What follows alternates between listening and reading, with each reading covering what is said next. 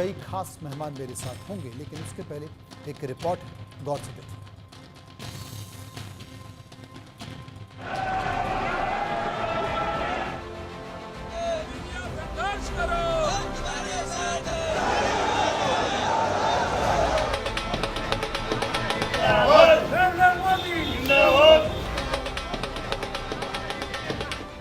राज्यसभा में वक्फ संशोधन bill pass होने के ऐलान के साथ ही इस बिल के कानून बनने का रास्ता भी साफ हो गया है। लेकिन सरकार की चुनौती यहीं खत्म नहीं हुई। अब वक्फ पर लड़ाई कानून की चौखट पर होगी। वजह है, विपक्ष के कई नेताओं ने इस बिल को देश की सबसे बड़ी अदालत में चुनौती दी है। मुस्लिमों की रहनुमाई का दावा करने वाले AIMIM प्रमुख असदुद्दीन ओवैसी ने सुप्रीम कोर्ट में याचिका दाखिल की। वहीं all India Muslim personal law board पहले ही वक्फ संशोधन बिल को सुप्रीम कोर्ट में चुनौती देने का ऐलान कर चुका है। बोर्ड के सदस्य मोहम्मद अदीब ने कहा कि जब तक ये कानून वापस नहीं हो जाता, हम चैन से नहीं बैठने वाले। इसके अलावा बिहार के किशनगंज से कांग्रेस सांसद मोहम्मद जावेद ने वक्फ संशोधन विधेयक की वैधता को चुनौती देते हुए सुप्रीम कोर्ट का रुख किया। उन्होंने दावा किया कि ये संवैधानिक प्रावधानों का उल्लंघन करता है। सबने कहा यह अनकॉन्स्टिट्यूशनल है और ये रिलीजियस बॉडी है। जिस तरह आप गैर मुस्लिम्स में हिंदू भाई बहन हो या सिख भाई बहन हो, बुद्धिस्ट हो, जैन हो, सबको आज़ादी दे रहे हैं, तो हमारा आज़ादी कैसे छीन सकते हैं? जब कॉन्स्टिट्यूशन में ये सेफगार्ड है हमारे लिए, तो ये वायलेशन कैसे आप कर सकते हैं? वक्फ संशोधन बिल को देश की सबसे बड़ी अदालत में चुनौती दी जा चुकी है। ऐसे में सुप्रीम कोर्ट अब इस बिल को संविधान की कसौटी पर तोलेगा, फिर तय करेगा कि यह बिल संवैधानिक है या नहीं। हालांकि फिलहाल मोहम्मद जावेद हों या ओवैसी, वक्फ बिल विरोधी हर नेता का दावा यही है कि बिल मुस्लिमों के मौलिक अधिकारों का उल्लंघन करता है। ओवैसी की याचिका की बात करें तो उसमें तर्क दिया गया है कि विधेयक के प्रावधान मुसलमानों और मुस्लिम समुदायों के मौलिक अधिकारों का खुलेआम उल्लंघन करते हैं। अब देखना यह होगा कि सुप्रीम कोर्ट इस पूरे मामले को सुनवाई के लिए कब रखती है। सुप्रीम कोर्ट में विपक्ष का पहला तर्क यह है कि यह बिल धार्मिक स्वतंत्रता का उल्लंघन करता है। वक्फ बोर्ड में गैर मुस्लिमों की एंट्री उनके अधिकार का हनन है। हालांकि अब सुप्रीम कोर्ट तय करेगा कि क्या वाकई इस बिल के प्रावधानों से धार्मिक स्वतंत्रता के संवैधानिक अधिकार का हनन हो रहा है। लेकिन इस बीच वक्फ पर सियासी गलियारा भी खूब तप रहा है। कानून के लिए लोकसभा राज्यसभा से ये बिल पास हो गया है, तो फिर हमारे पास एक ही रास्ता बचता है, वो खासतौर से कोर्ट का है। लेकिन फिर भी इस मुल्क की, इस देश की जो हमारे समाज की तंजीमें हैं, उनसे मिलकर करके मशवरा करके फिर आगे का कदम उठाएंगे। संशोधन का पास होना इस देश के 140 करोड़ लोगों के लिए बहुत बड़ी राहत की बात है। मैं धन्यवाद करता हूं हर उस पार्टी को, हर सांसद को जिसने सपोर्ट किया लोकसभा राज्यसभा में। और जहां तक सोनिया जी का मामला है, जिनके परिवार के लोग एक शाहबानो को छोड़ने के बाद 1500 रुपया, 2000 रुपया का मुआवजा देने का भी स्वीकार नहीं कर सकते हैं, वो मुस्लिम समाज का क्या हितैषी हो सकते हैं? दोनों सदनों के पास होने के बावजूद वक्फ बिल पर सियासी गलियारे का तापमान चढ़ रहा है। लेकिन अब नजरें सुप्रीम कोर्ट पर हैं। सवाल है, आगे क्या होगा? Bureau report, India news.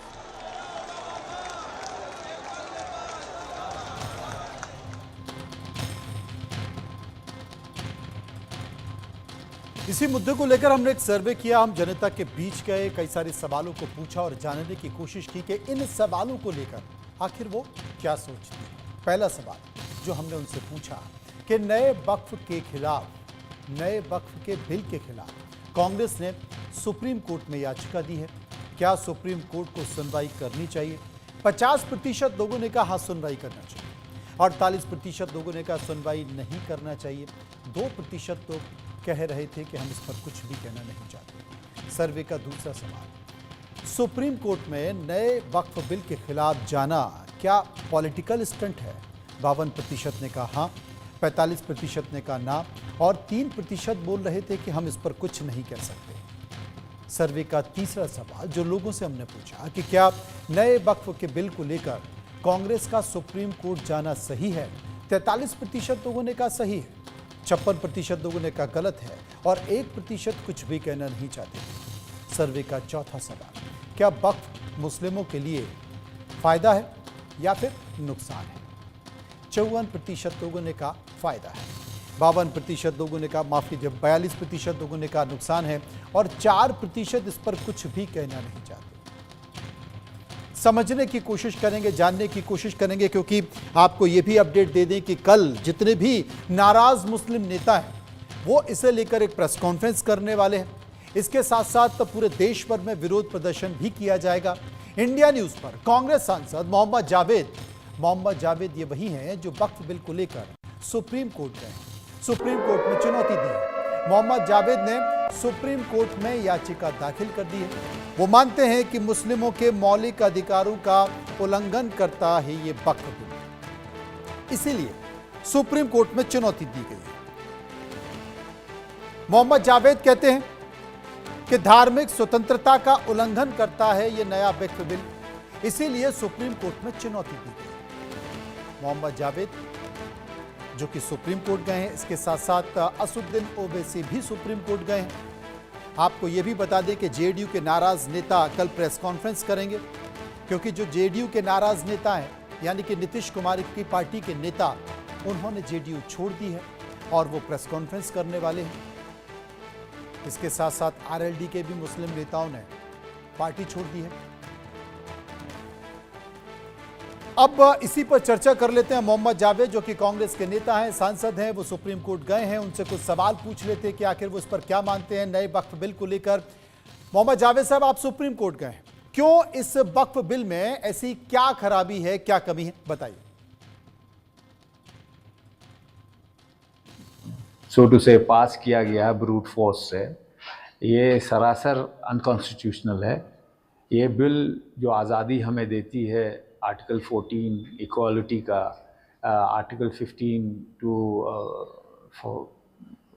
To freedom to religion का, 25-26 जो हमारे संस्था है उसको हम सही तरीके से अपने हिसाब से रिलीजियस जो गाइडलाइंस है उसके हिसाब से चलने का, उस पर प्रहार है।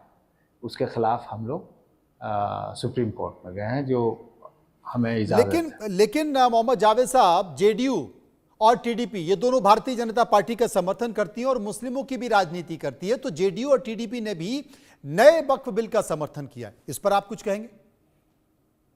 इनका ये एक्सपोज हो चुके हैं, जो अपने आप को सेकुलर कहते थे वो असल में सेकुलर नहीं है। ये बहुत ही दुर्भाग्य की बात है। ये तमाम सारी बातों के बीच बहुत सारी बातें, और ये भी कहा जा रहा है कि मुस्लिमों के मौलिक अधिकारों का ये उल्लंघन कर रहा है। इसके साथ ये भी कहा जा रहा है कि धार्मिक स्वतंत्रता का उल्लंघन कर रहा है। शुरुआती दौर में ये कहा गया कि भाई कोई और नहीं होगा, सिर्फ मुस्लिम ही इस वक्फ बिल के बोर्ड में होंगे, लेकिन अब ये कहा जा रहा है कि दूसरे और लोग भी इसमें शामिल हो सकते हैं। तमाम सारी चीज़ें हैं जिनका जिक्र इस बात को लेकर किया जा रहा है, लेकिन संसद में कई सारे संकेत दिखाई दिए। मोहम्मद जावेद को आपने सुना कि मोहम्मद जावेद क्या कुछ कह रहे थे। इस बीच राधा मोहन सिंह के अलावा वक्फ संशोधन विधेयक पर बातचीत की हमारे संवाददाताओं ने। दो खास मेहमान हमारे साथ जुड़ रहे हैं, बीजेपी के सांसद राधा मोहन अग्रवाल और कांग्रेस के सांसद इमरान मसूद। और सबसे बड़ी बात है कि राधा मोहन अग्रवाल जो कि कांग्रेस के सांसद हैं, आप क्या मानते हैं इसे लेकर? राधा मोहन जी।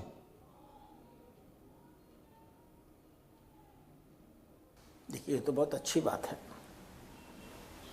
भारतीय संसद ने इस बिल को स्वीकृत किया है। इसका माने 142 करोड़ नागरिकों ने स्वीकृत किया है। इस बिल को जन स्वीकृति मिल चुकी है और हमारे यहाँ उच्चतम न्यायालय की व्यवस्था इसीलिए की गई है कि यदि आपके मन में किसी बिल को लेकर के संदेह है, आप ये मानते हैं कि ये देश के संविधान के अतिरिक्त नहीं बना है, तो आप उसे सुप्रीम कोर्ट में चुनौती दे सकते हैं।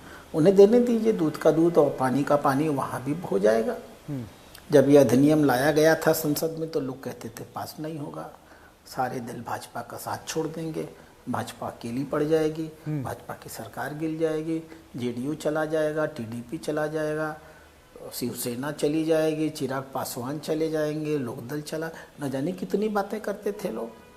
और आज सच्चाई ये है कि जितनी हमारी राज्यसभा में संख्या थी उससे अधिक संख्या से हम इस बिल को पास करा क्या है, क्योंकि जो विभिन्न दलों के राजनेता होते हैं वो देखते हैं कि जनता किसके साथ है। तो जाने दीजिए उन्हें कोर्ट में इसके पहले राम मंदिर के आंदोलन को भी लेके गए हैं और अपना काला मुंह लेके लौटे हैं। और इस बिल को लेके जब जाएंगे और सरकार जब अपना पक्ष रखेगी और बताएगी कि इस देश के किन किन राजनेताओं ने, all India Muslim personal law board के किन किन नेताओं ने, जमायत इस्लामी और उलेमा के किन किन नेताओं ने, और कितने मुतवल्लियों ने और कितने वक्फ बोर्ड के चेयरमैन्स ने और सदस्यों ने वक्फ की कितनी ज़मीनों पर कब्जा किया हुआ है, तो मुझे तो डर है कि कहीं माननीय उच्चतम न्यायालय, वो कहते हैं ना, आए थे हरिभजन को टन लगे कपास, कहीं ऐसा ना हो कि सुप्रीम कोर्ट इन लोगों का अस्थायी इलाज ही कर दे सरकार के काम को हल्का। आपने बड़ा संकेत दिया, आपने साफ तौर पर कहा है कि राम मंदिर को लेकर भी गए थे कोर्ट, लेकिन क्या हुआ, फिर से जाएंगे, काला मुंह लेकर वापस आएंगे। लेकिन इमरान मसूद मेरे साथ मौजूद हैं। वक्फ बिल का विरोध विपक्ष कर रहा है, सिर्फ ये राजनीति कर रहा है या विपक्ष को मुस्लिम वोट बैंक की चिंता भी है, खिसकता हुआ दिखाई दे रहा है? इमरान साहब,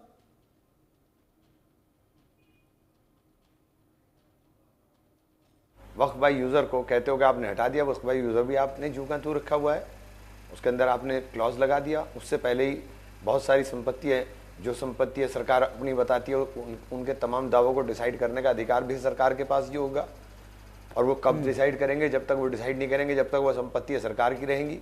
तो आपने कहाँ क्लॉज हटा दिए? लिमिटेशन एक्ट आपने हटा दिया। सब जितने धार्मिक संस्थाएं हैं वो सबके ऊपर है, लेकिन सिर्फ वक्फ के ऊपर आपने लिमिटेशन एक्ट हटा दिया, जिससे लोगों को लिए एडवर्स पोजीशन का रास्ता खुल जाए। आपने कहाँ हटा दिया? आपने कुछ भी नहीं, आपने तो सारी चीजों को बुलडोज कर दिया। क्या ध्यान रखा गया भाई? कल जो आप सूची पढ़ रहे थे राज्यसभा में, क्या उन सभी नेताओं ने वक्फ की संपत्तियों पर कब्जा किया है? सारी क्या इसमें एक जगह गरीबी का जिक्र बता दीजिए, किसी जगह क्या हो गरीबी का जिक्र?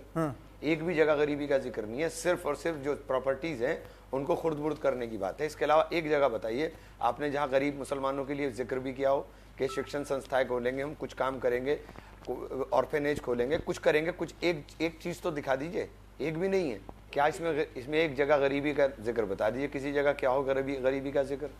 एक भी जगह गरीबी का जिक्र नहीं है। सिर्फ और सिर्फ जो प्रॉपर्टीज हैं उनको खुर्द बुर्द करने की बात है। इसके अलावा एक जगह बताइए आपने जहां गरीब मुसलमानों के लिए जिक्र भी किया हो कि शिक्षण संस्थाएं खोलेंगे, हम कुछ काम करेंगे, ऑर्फेनेज खोलेंगे, कुछ करेंगे, कुछ एक चीज तो दिखा दीजिए। एक भी नहीं है। जी राधा मोहन जी, क्या वाकई ये कहा जा रहा है कि बहुत सारे माफिया हैं वक्फ में जिन्होंने तमाम संपत्तियों पर कब्जा कर लिया? वाकई ऐसा है? देखिए, इस बात को समझने की कोशिश करिए। यह सच है कि सच्चर कमेटी की रिपोर्ट ने कहा कि मुसलमान बहुत पिछड़े थे। झूठ नहीं था। किसकी सरकार थी 65 साल? उन्होंने कभी इस बात की चिंता नहीं किया कि मुसलमान शैक्षणिक रूप से, आर्थिक रूप से मजबूत हो सके और स्वावलंबी हो सके। उनकी रणनीति क्या थी? मुसलमान जिंदगी भर मोची बना रहे, दर्जी बना रहे, रफूगर बना रहे, टायर पंचर जोड़ने वाला बना रहे, पेंटर बना रहे, वेटर बना रहे, और बारातों में वो जो बाजा बजता है ना, वो बाजा बजाने वाला बने। उनकी रणनीति थी 65 साल इस देश के मुसलमानों को अशिक्षित और गरीब बनाए रखने की। माननीय मोदी जी ने आकर के 2014 में इसमें आमूलचूल परिवर्तन कर दिया। सरकार की जितनी भी नीतियां थी उनको बहुत मजबूती के साथ मुसलमानों तक पहुंचाने का काम किया। मुसलमानों के पास घर नहीं थे, गैस में चूल्हे नहीं थे, रोजगार करने के लिए पैसा नहीं था, उनकी शिक्षा की व्यवस्था नहीं थी, नौकरियों में उनका प्रेजेंटेशन कम था, जनसंख्या 19% थी। लेकिन माननीय प्रधानमंत्री ने जितने आवास बनाए उसमें से 19% की जगह 31% लाभार्थी मुसलमान हैं। माननीय प्रधानमंत्री ने जितने गैस के कनेक्शन बांटे, जनसंख्या 19% है, लेकिन 37% गैस के कनेक्शन मुस्लिम समाज को बांटे गए। उन्होंने मुद्रा योजना का लाभ दिया, जनसंख्या 19% है, मुद्रा योजना का 36% लाभ मुस्लिम समाज को मिला।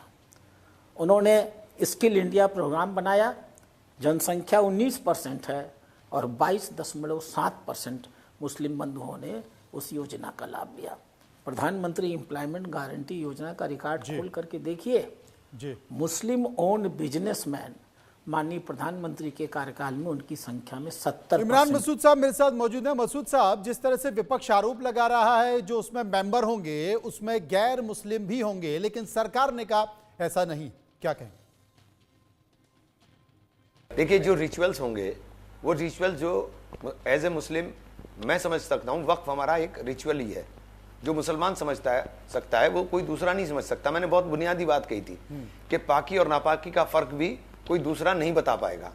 तो जो बुनियादी चीज भी नहीं बता पाएंगे तो वो वक्फ को क्या समझेंगे? वक्फ हमारा एक फरीजा है जो हमें हमारा मजहब सिखाता है, हमारे पर्सनल लॉ के अंदर है। वक्फ कोई हमारे लिए वो नहीं है कि वक्फ कोई बहुत ये जो प्रॉपर्टीज वक्फ की हैं, ये प्रॉपर्टीज गरीबों के काम के लिए थी। इन प्रॉपर्टीज को सेव करने के लिए, इन प्रॉपर्टीज से इनकम बढ़ाने के लिए कोई स्कीम हो, कोई लॉ इस तरह का होता, वो सब चीजें आपने खत्म कर दी। राधा मोहन जी मेरे साथ मौजूद हैं। राधा मोहन जी, एएसआई की कई संपत्तियों पर वक्फ लगातार अपना दावा कर रहा है।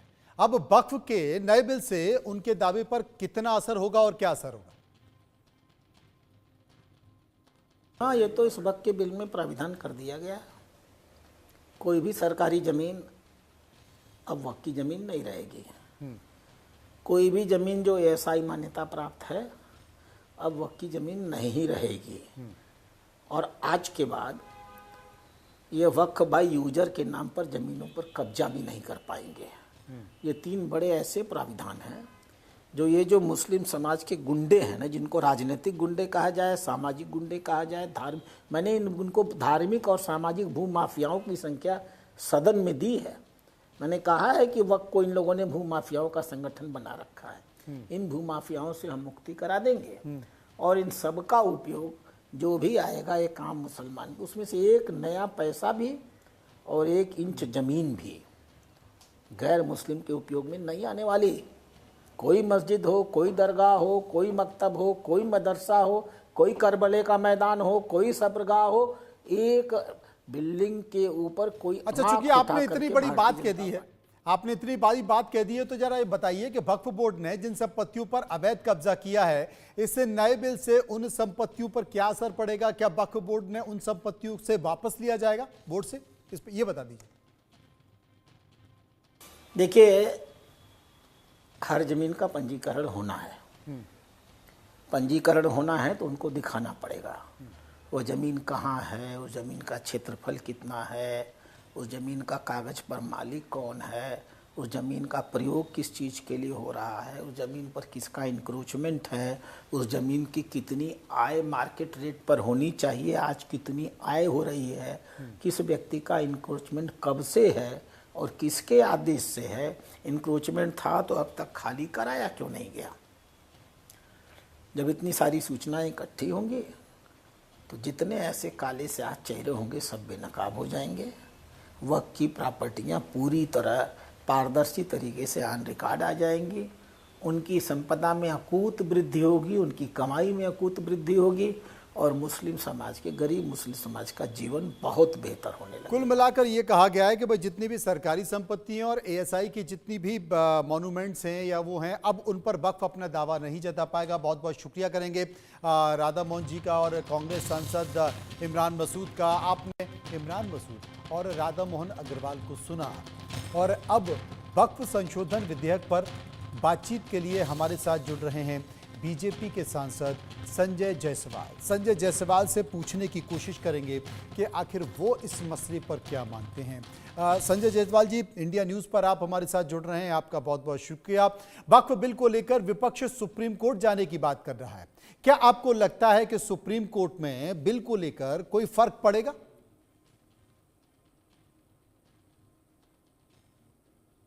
कोई फर्क नहीं पड़ेगा। यह बिल में 5 अमेंडमेंट हो चुका है, 6ठा अमेंडमेंट हो रहा है।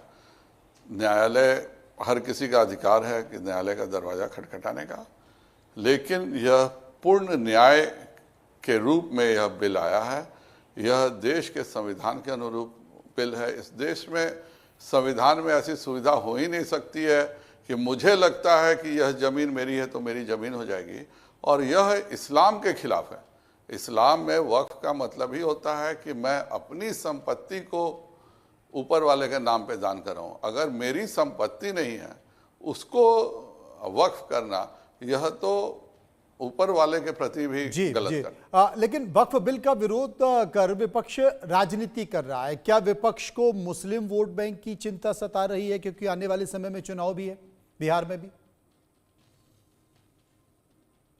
कि जितने भी मुतवली हैं, जितने इस तरह के केयर टेकर्स हैं, ये सब किसी ना किसी पोस्ट पर आ चुके हैं। अगर सभी में हिम्मत हो तो पहले ये बताएं कि उन्होंने कोई वक्फ की ज़मीन पर कब्जा किया है कि नहीं, चाहे वह जमात उलमा हिंद हो, क्या उन्होंने जो ITO के पास जो ज़मीन है क्या उनकी ज़मीन है या वक्फ की ज़मीन है। तो ये सभी लोग जिन्होंने वक्फ की ज़मीनों को हड़पा है, जिन्होंने लंबे समय के लिए लिया है, लेकिन अपने पद का दुरुपयोग करके नाजायज ढंग से लोगों को समझाया जा रहा है, भाई 60 साल से वक्फ था, आज तक किसी गरीब को क्यों नहीं मदद हुआ। आप सब अपने अपने संस्था के लिए वक्फ की ज़मीन कैप्चर करके इस शहर में 20 मंजिला मकान बना लेते हैं, लेकिन आपने कोई इंस्टीट्यूशन क्यों नहीं बनाया। एक भी इंस्टीट्यूशन वक्फ ने बनाया हो तो बताएं। लेकिन ऐसे 200 उदाहरण हैं जहां वक्फ ने किसी को 1 रुपए के 10 रुपए में लीज किया और उसने वो अपना इंस्टीट्यूशन बना के आराम से चला रहा है। तो ये जब पारदर्शिता आएगी, चूंकि इसकी जांच एक रिटायर्ड CAG से करनी है, और जब CAG जांच करेगा तो यह जरूर बताएगा कि कौन से वक्फ की लीज किसको की गई है। और सबसे ज़्यादा इनको 2 ही बात का डर है। एक, ये सब नाम उजागर हो जाएंगे कि किन्होंने वक्फ की ज़मीन कितने पैसे में लेके उसका दुरुपयोग कर रहे हैं, और दूसरा इनको जो डर है कि 2029 आते आते जिस वक्फ से आज तक किसी गरीब का भला नहीं हुआ, महज 166 करोड़ रुपए की आमदनी जिससे हुई है, उस वक्फ के ज़मीनों से आज के जो पारदर्शी ढंग से जो बोर्ड बनेगा वह 5, 10 हजार 12 हजार करोड़ तक इसी ज़मीन से कमा लेगा। और तब इन तथाकथित अल्पसंख्यक नेताओं के हितैषियों को यह बताना मुश्किल हो जाएगा कि भाई इस कानून से आने से पहले क्यों किसी गरीब को, किसी विधवा को, किसी अनाथ बच्चे को मदद नहीं किया गया। तमाम तरह की बातें बहुत बहुत शुक्रिया करेंगे संजय जी का। लेकिन ये कहा जा रहा है कि मुस्लिमों के मौलिक अधिकारों का ये उल्लंघन है, धार्मिक स्वतंत्रता का उल्लंघन है, लेकिन इसके लिए इंतजार करना पड़ेगा और देखना होगा कि जो इसके विरोध में, बिल के विरोध में सुप्रीम कोर्ट गए हैं, सुप्रीम कोर्ट इस पूरे मामले पर क्या कहता है। रुकेंगे यहाँ पर कुछ पलों के लिए, आप चलते रहिए इंडिया न्यूज़ के साथ। मुझे दीजिए इजाज़त, नमस्कार।